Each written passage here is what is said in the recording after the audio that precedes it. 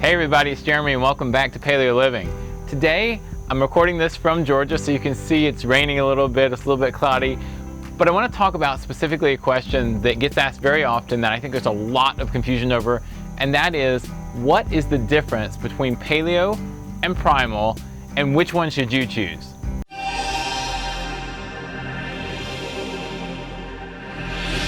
So the reason I'm recording this video is because I've actually looked this up myself. I know the answers already, but I see a whole lot of web pages, videos, podcast recordings, everything about this issue, Paleo versus Primal. And there's a lot of really bad information out there, a lot of information that bothers me because both Paleo and Primal have changed a lot. They continue changing because we continue learning. So on the one hand, you've got Paleo, and Paleo started a long time ago. If you don't know, it was well before even Boyd Eaton, even before Lauren Cordain, who were some of the more popular books that were written in the early 2000s, or at least some of the more popular people who wrote in the early 2000s, but it actually started back in the 70s, and it's evolved a lot since then. Primal also started mostly with Mark Sisson, who wrote the Primal Blueprint back in, 2009, I think, and that has also changed a lot because Mark has learned some things and has changed his views on some issues. So these things keep evolving, and that's as they should, because we should try to get better, try to get healthier, and try to learn as much as we can, not just from history, but from science.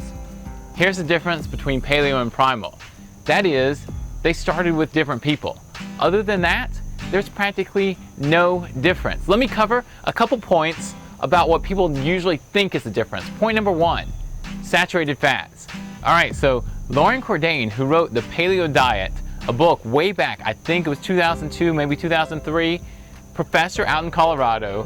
When he wrote that book, he was looking back at a lot of information and he thought that saturated fat was bad. But you want to know a secret? Since then, just a few years after he wrote that book, he changed his whole tune and in fact wrote a lot about how he now thinks saturated fat is good because as a scientist, when he learns and sees new information, that's what he does. He changes the approach that he takes and he changes what he knows. So the Paleo diet, whether you're looking back at Lauren Cordain or you're looking at people who write about it now, including myself, people like Rob Wolf, we all think that saturated fat, cholesterol, very good things. They're much more stable, they're healthy, and our ancestors ate a whole lot of saturated fat. So that's not any different between Paleo and Primal, even though Mark thought it from the beginning back in 2009 or 10, or maybe before that when he was writing before he wrote his book. Second difference, dairy.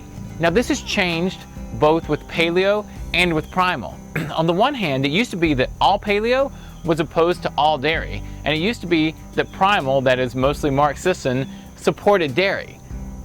But lo and behold, Paleo has actually come to believe that dairy is a very nutrient-dense food so long as it's in its natural form, that is, so long as it's raw or so long as it's fermented. Which means that, you know, that milk you buy in the supermarket that's pasteurized, homogenized, that stuff, not very good. Mark thinks the same thing, so Primal in the end is the same. Dairy is a go, you can eat it on a Primal diet, but you don't want to be eating the pasteurized, homogenized cheese, butter, all those kind of things that you find in the supermarket. You want to eat the raw, the fermented types of dairy, the kefir, the raw milk, cheese that's made from raw milk, those kind of things. So those are the two big issues that most people say are different. Dairy and saturated fats, not different at all. There's some other maybe minor differences, but in general, Paleo and Primal are no different whatsoever.